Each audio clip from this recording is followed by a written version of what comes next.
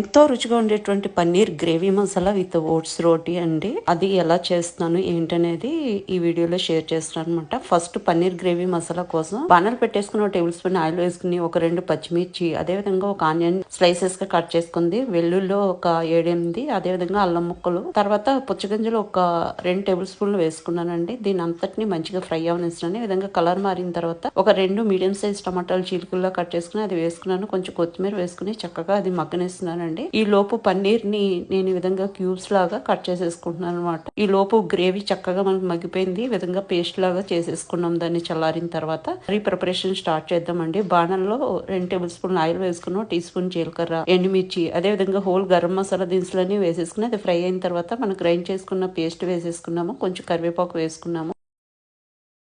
Mixie జార్లో కొంచెం water mix చేసుకుని ఒక గ్లాసు అది వేసేసుకున్నానండి. ఇప్పుడు పసుపు, ఉప్పు, కారము, కొంచెం గరం మసాలా వేసేసుకుని మొత్తం అంతా మిక్స్ చేసేసుకుని అది కొంచెం ఇట్లా బాయిలింగ్ వచ్చినప్పుడు మనం పన్నీర్ క్యూబ్స్ యాడ్ చేసేసుకుంటాము. పుచ్చగింజల ప్లేస్ లో మీరు కాజు కూడా యాడ్ చేసుకోవచ్చండి. కాజు యాడ్ చేయడం వల్ల ఏంటంటే ఇంకొన్ని క్యాలరీస్ మనకి యాడ్ అయిపోతాయి కదా. మీకు ఇష్టమైన వాళ్ళు అది కూడా యాడ్ చేసుకోవచ్చు. ఇంక ఈ విధంగా చక్కగా మనకి మగ్గిపోయి ఈ విధంగా దగ్గరికి అవుతున్నప్పుడు కసూరి మేతి ఒక టేబుల్ స్పూన్ తీసుకుని చేతితో జస్ట్ ఇలా కొంచెం నలిపినట్టు చేసుకుని వేసుకుంటే ఆ ఫ్లేవర్స్ అన్ని ఎన్హాన్స్ అవుతాయి అనమాట. అది వేసుకుని ఒక 2 నిమిషాల పాటు లో టు మీడియం ఫ్లేమ్ లో చక్కగా మగ్గనేస్తామండి. ఎంత బాగుంటుందోనండి, చాలా టేస్టీగా ఉంటుంది. రోటీస్ కి గానీ, ఉడకాకి గానీ, నాన్ కి గానీ, అదే విధంగా బగారా రైస్ కి గానీ మనము దేనికైనా సర్వ్ చేసుకోవచ్చు ఈ కర్రీని. ఇంకా రోటీ కోసం నేను ఇక్కడ మల్టీగ్రెయిన్ ఆట అంటే ఓట్స్ పౌడర్ ని కూడా తీసుకుంటున్నాం అనమాట. ఇప్పుడు మార్కెట్ లో ఓట్స్ సంబంధించిన ఈ చపాతీ పిండి కూడా అందుబాటులో ఉంది మనకి. హెల్త్ కాన్షియస్ గా ఉన్న వాళ్ళు చక్కగా ఇది యూజ్ చేసుకోవచ్చు. నేను అదొక పార్ట్ తీసుకుంటే ఇది ఒక పార్ట్ తీసుకున్నాను, చూస్తున్నారు కదా. ఇంక ఈ రెండిట్లో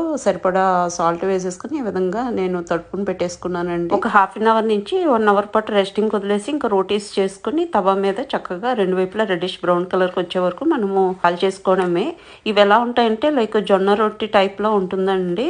వేడివేడిగా తింటే చాలా బాగుంటుంది అనమాట. ఇంకా పన్నీర్ కర్రీ తోటి, మామిడికాయ పికిల్ తోటి, ఆనియన్స్ తోటి సర్వ్ చేస్తే భలే ఉంటుంది. చాలా చాలా స్టమక్ ఫిల్లింగ్ గా ఉంటుందండి. ఎందుకంటే ఓట్స్ లో మనకి ఫైబర్ కంటెంట్ ఎక్కువ ఉంటుంది కదా.